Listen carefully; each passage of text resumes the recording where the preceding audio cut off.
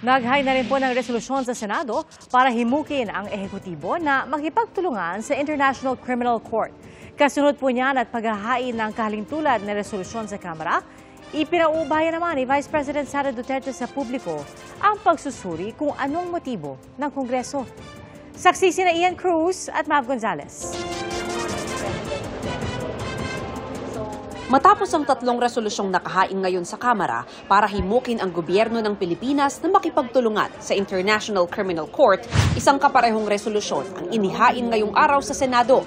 Sa Senate Resolution 867 ni Senadora Risa Hontiveros, hindi raw ang mga kaso at ebidensya ng extrajudicial killings ang tatalakayin, kundi ang pakikipagtulungan ng ehekutibo sa ICC. February 2018 nang magbukas ang prosecutor ng ICC ng preliminary examination sa mga alegasyon na may basbas umano ni na Pangulong Duterte at iba pang opisyal ang mga patayan noong kampanya kontra droga. Matapos ang mahigit isang buwan, nag-abiso ang Pilipinas na kakala sa Rome Statute, ang founding treaty ng ICC. 2019 nang maging epektibo ang pagkalas ng Pilipinas.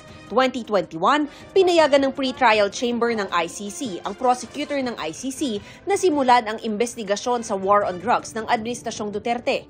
Pero hiniling ng Pilipinas na ma-defer o ipagpaliban ng investigasyon. Pero Enero ngayong taon, pinayagan ng ICC ang hiling ng prosecutor na ituloy ang investigasyon sa war on drugs. Hiniling ng Pilipinas na baligtarin ang desisyon at muling iginiit ang posisyon ng Pilipinas na walang jurisdiksyon ang ICC dahil kumalas na rito ang bansa. Pero noong Hulyo, kinumpirma ng ICC Appeals Chamber ang authorization na binigay sa ICC prosecutor na ituloy ang investigasyon. Sabi noon ni Pangulong Marcos, basta tapos na lahat ng ating pag-uusap sa ICC at kagaya ng sinasabi namin mula sa simula, we will not cooperate with them in any way, shape, or form.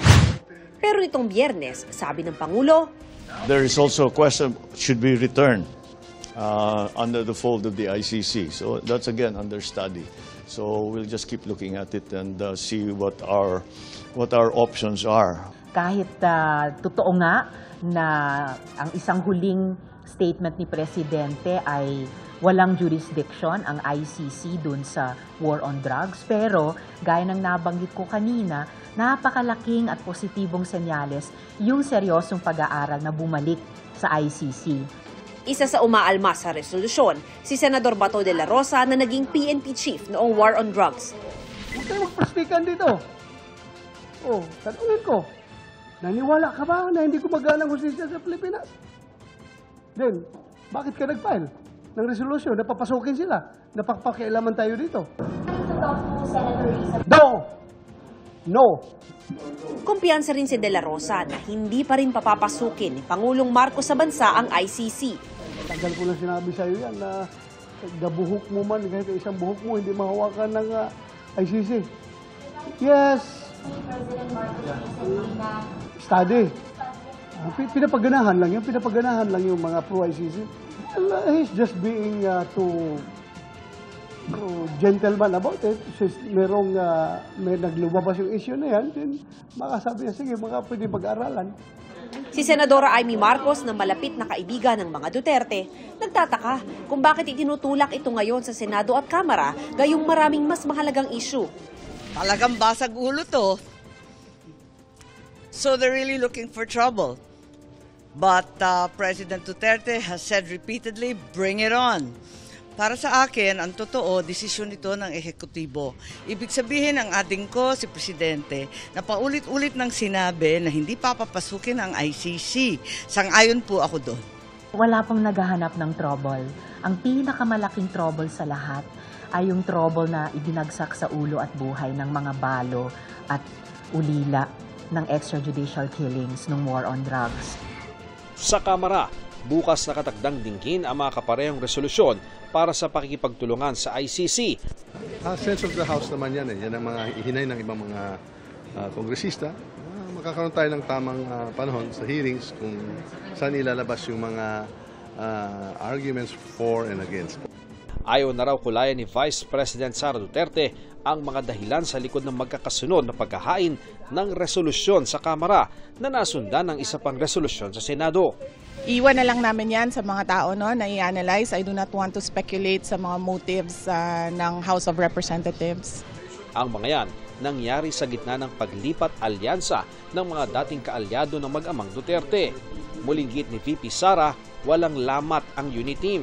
Yung mga mahilig sa politika, magmasid sila and hindi pa talaga kasi ngayon ang panahon ng pamumulitika dahil napakalayo pa ng 2025 and syempre mas malayo pa ang 2028.